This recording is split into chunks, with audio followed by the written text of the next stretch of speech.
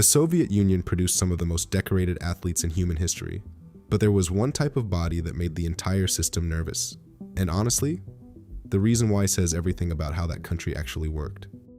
Well, most people know the Soviet Union as massive sports machine.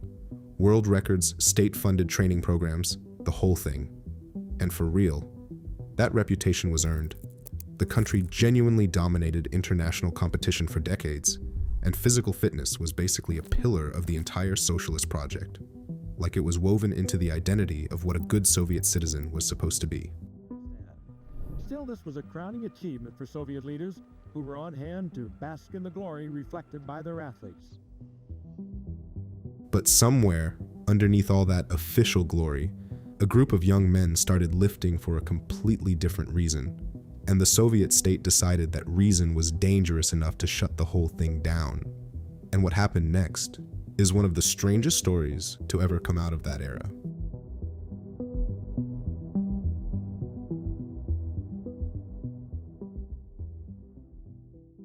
Soviet ideology had a very particular view of your biceps. They were a tool, and those tools, in some quiet philosophical sense, belonged to the country that fed you. The factory needed them, and the army needed them. A strong worker was a patriotic worker. A strong soldier was a useful soldier. And the gigantic propaganda posters that hung on every brick wall from Murmansk to Tashkent always showed muscle pointing outward, toward labor, toward defense, and the collective. This is why Olympic weightlifting got showered with rubles. Wrestling got academies. These activities served the state. They won medals on foreign soil. They embarrassed the Americans. They proved that socialism could carve the human form into something heroic. Bodybuilding sat completely outside that logic. The lifter trained for himself. The audience was a mirror.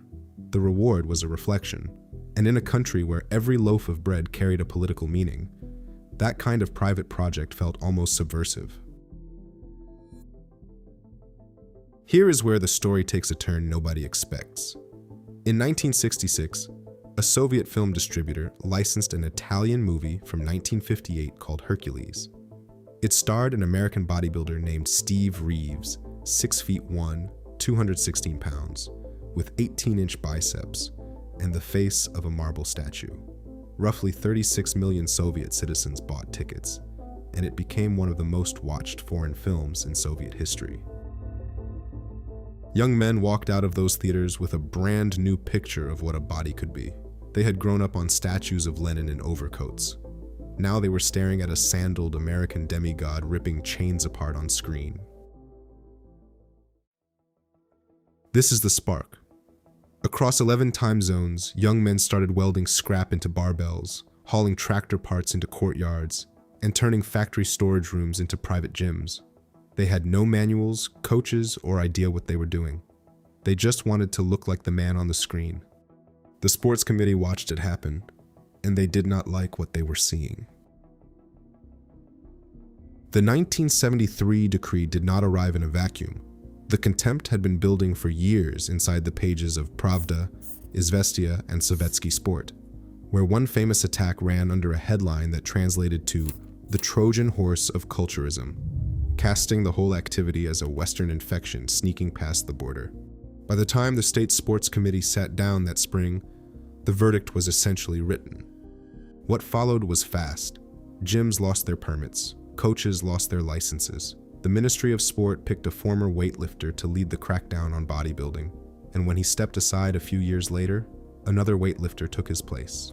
Their job was simple: make the sport go away. Some lifters tried to dodge the rules by changing the name, calling it Atletическая gimnastika, which means athletic gymnastics. The new label sounded patriotic enough to buy them a few months of quiet, and then the authorities caught on. So, what made a barbell so dangerous? The same barbell, in the same gym, doing the same lift, was either patriotic or suspicious, depending on what the man holding it was thinking about. Strength for your country was a good thing. Strength for yourself was a problem. That one rule tells you everything about how the Soviet system really worked underneath the parades and the gold medals.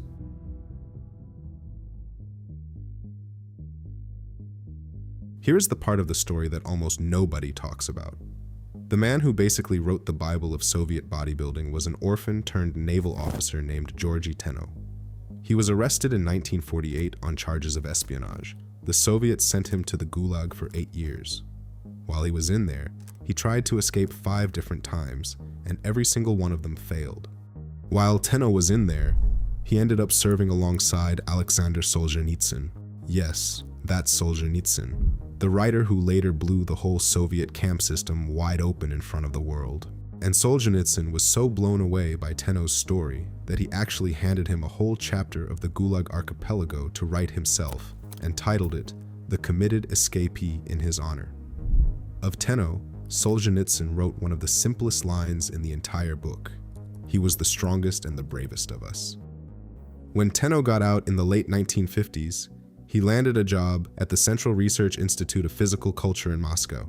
He taught himself English. He got his hands on Western training manuals that had been smuggled into the country. He built his own strength system from the ground up. And in 1968, 5 years before the ban dropped, he published a book called Atletism, which translates to athleticism. For the next 20 years, that book was the Bible of Soviet bodybuilding. Photocopies got passed around the way banned poetry did. Cutting, bulking, programming, recovery, the whole sport, all of it written down by a guy who had survived the camps. Now, Tenno was careful. He knew exactly how the political weather worked. So on the opening pages of his own book, he wrote that bodybuilding is not standing in front of a mirror. Bodybuilding is strengthening the muscles that will serve the country. He had to write that sentence to get the book past the censors, and every single lifter who read it knew exactly why.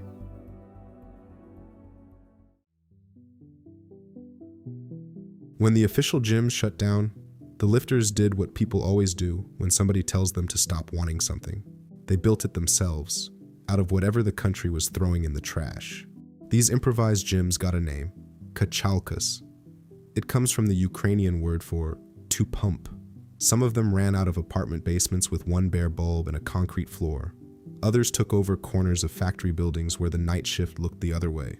But the most famous one is outdoors, and it is still standing today on Dolobetsky Island in Kyiv. Now here is where it gets really good. The guy who founded that gym was named Yuri Kuk, and his father was Vasil Kuk, the last commander-in-chief of the Ukrainian insurgent army. The guerrilla force that spent years fighting the Soviets, the KGB had personally hunted his old man down and locked him up for years. And his son? His son built the most legendary underground gym in the country, right under their nose, out of the scrap they were throwing away. Yuri started it in the late 1960s with a single chin-up bar bolted between 2 trees. That bar is still there.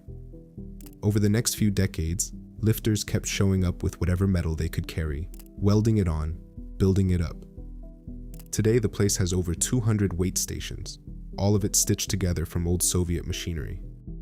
We are talking about railway rails sliced into weight plates, tractor parts welded into barbells, tank chains bolted to wooden beams, truck tires turned into squat platforms. Yuri himself once said that scrap metal during the Cold War was just lying around. They picked it up and built a temple out of it. And here is the part nobody really talks about. Access to a kachalka ran on pure trust. So you found out about one through a cousin, or a neighbor, or the guy who fixed your radio. Strangers got eyed hard because a stranger could easily be a tip line for the local militia, and that paranoia ended up creating something nobody saw coming. Community. Real community. The men who trained together knew each other's mothers, their kids, their drinking limits, their politics. Modern gyms, with their headphones and their key cards, lost something these basements had completely by accident. Now, nutrition. That was its own circus. The Soviet supply chain had 0 protein powders, 0 supplements, 0 anything. Lifters worked with whatever the state was stocking that month. So what was the most popular workaround? Baby food. It was packed with protein, loaded with vitamins, available in every grocery store, and nobody was ever going to question why you were buying it. Mothers across the USSR sometimes found themselves competing with 25-year-old guys with mustaches for the last tin of Malish on the shelf. Some lifters mixed baby formula with raw eggs and called that dinner. Others mixed it with farmer's cheese, what Russians call tvorog, and ate it by the brick. The same creativity that turned tank chains into pec decks turned baby food into mass gainer shakes, a whole subculture surviving on the cracks in a centrally planned economy.